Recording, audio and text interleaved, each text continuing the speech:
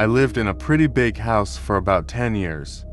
The house had a lot of space, and one of the largest parts was the basement. But my dad always told me not to go down there at night. Even during the day, someone always went with me if I had to go down. The basement was dark, even with the lights on. My dad was the bravest person I knew, and he never seemed scared of anything. But I noticed that, whenever he went down to the basement, he always took our dog, Max, with him. It was around 2012, and I had a friend staying over for a sleepover. My friend came up with a plan for us to go down to the basement, even though my dad had said no one was allowed to go there. We waited until my dad and my sisters fell asleep, and then we started going down to the basement. There were about 12 steps leading down, and when we got to the bottom, the floor was cold and hard.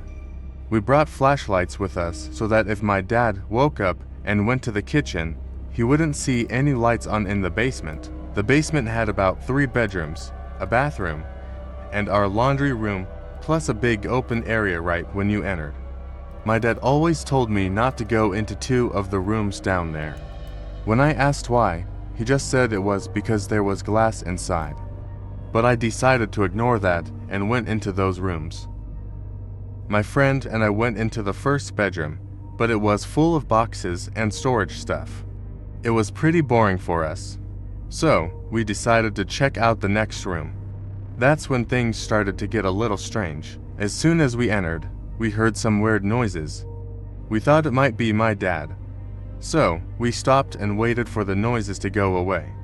When the noises stopped, we left the room and went to the laundry room, which led to the bathroom if you kept walking straight. I went into the bathroom, and the mirror opened up. I wasn't thinking much about it and just closed it. Then, suddenly, my friend pulled on my shirt and said he thought he heard my dad coming down the stairs. I got ready to get in trouble for breaking the rules and called out, "Dad," but no one was there. I thought my friend might be playing a trick on me, but then we heard more noises coming from the same second room we had gone into. I went back in to see if it was my dad, but instead, I saw that the door to the heater was open. I went to close the door, but my friend said he had a weird feeling, so he stayed by the door to the room. After I closed the heater door, I turned around and saw my friend's face turn pale. He was pointing behind me. I turned around and saw a dark figure. We both screamed as loud as we could and ran to the stairs. My friend ran first, and I followed right behind him. We could hear the figure running up the stairs after us. When we got to the top, we slammed the door shut. All the noise woke up my dad, and we told him what had happened. He said he had asked a friend to come over and hide in the basement to see if I would break the rules. But 5 years later, my dad told me that it wasn't his friend after all.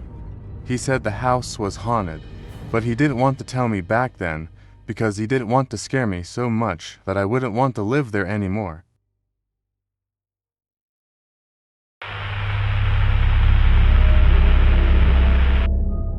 When I was in graduate school, I worked weekends for a junk removal company.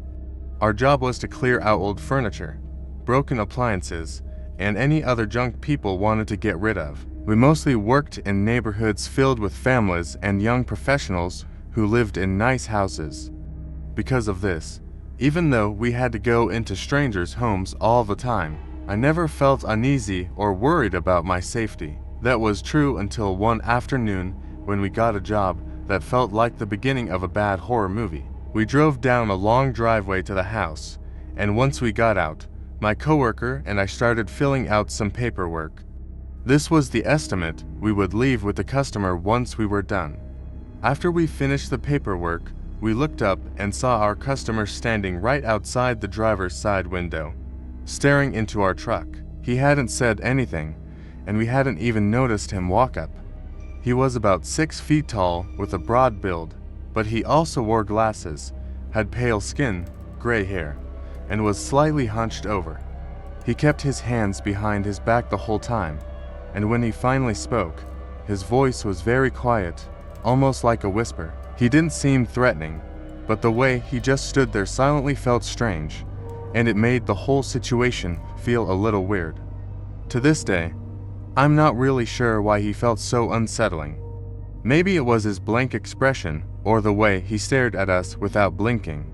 There was just something strange about him, and going into his house only made things feel even worse. The house had the same creepy feeling as its owner. It was dark inside with very little light and completely silent. It was obvious he lived alone.